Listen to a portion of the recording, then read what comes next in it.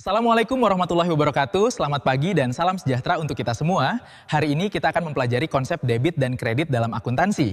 Materi debit dan kredit sangat penting karena menjadi dasar dalam pencatatan transaksi keuangan agar laporan yang dihasilkan dapat akurat dan dapat dipercaya. Dalam akuntansi, setiap transaksi selalu melibatkan dua sisi, yaitu debit dan kredit, yang harus seimbang agar persamaan dasar akuntansi tetap terpenuhi. Debit dan kredit bukan berarti selalu bertambah atau berkurang, tetapi tergantung pada jenis akun yang digunakan dalam transaksi tersebut.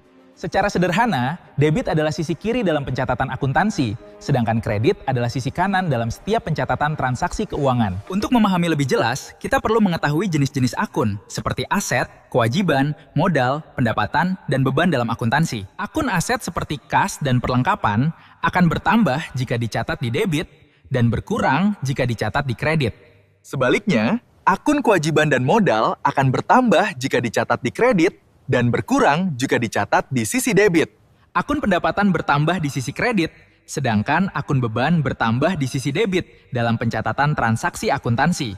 Perlu diingat bahwa setiap transaksi harus memiliki keseimbangan antara jumlah debit dan kredit agar pencatatan tetap benar dan sesuai prinsip akuntansi. Contohnya, ketika perusahaan menerima uang tunai dari penjualan, maka kas bertambah di debit dan pendapatan bertambah di kredit. Contoh lain, saat perusahaan membayar beban listrik, maka beban listrik dicatat di debit dan kas dicatat di kredit.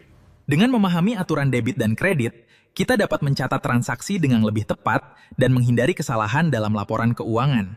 Konsep ini juga membantu kita dalam memahami alur pencatatan, mulai dari jurnal hingga penyusunan laporan keuangan perusahaan. Latihan secara rutin akan membantu kalian lebih cepat memahami posisi debit dan kredit dalam berbagai jenis transaksi yang berbeda. Kesimpulannya, debit dan kredit adalah dua sisi penting dalam akuntansi yang harus selalu seimbang dalam setiap pencatatan transaksi keuangan. Pemahaman yang baik tentang debit dan kredit akan memudahkan kalian dalam mempelajari materi akuntansi berikutnya yang lebih kompleks. Demikian pembelajaran hari ini, semoga materi tentang debit dan kredit dapat dipahami dengan baik dan bermanfaat bagi kalian semua. Terima kasih atas perhatian dan semangat belajar kalian. Teruslah berlatih agar semakin mahir dalam memahami konsep dasar akuntansi. Wassalamualaikum warahmatullahi wabarakatuh, sampai jumpa pada pembelajaran berikutnya. Semoga ilmu hari ini membawa manfaat dan keberkahan untuk kita semua.